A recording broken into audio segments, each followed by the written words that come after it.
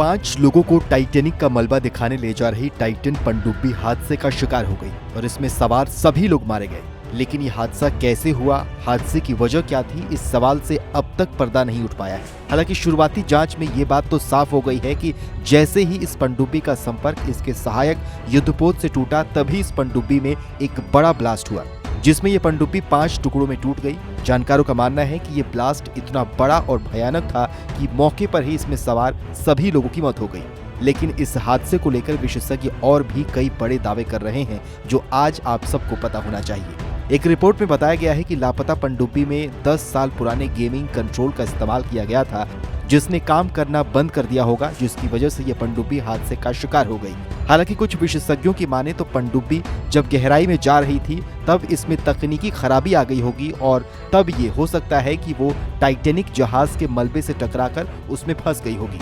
आपको बताएं तो टाइटन पनडुब्बी को ऑपरेट करने वाली कंपनी ओशन गेट ने अब इस पनडुब्बी के तलाशी अभियान को बंद कर दिया है, लेकिन तलाशी अभियान के दौरान जुटाए गए साक्ष्यों की जांच की जा रही है ताकि इस दुर्घटना के तह तक पहुंचा जा सके।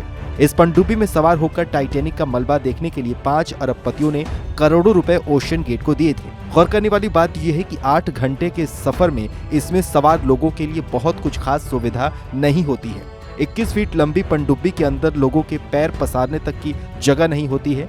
टाइटन पनडुब्बी 6.7 मीटर लंबी है, 2.8 मीटर चौड़ी और 2.5 मीटर ऊंची है। पनडुब्बी में बैठने के लिए कोई सीट नहीं होती है, बल्कि एक सपाट फर्श है जिस पर 5 लोगों के बैठने की जगह होती है।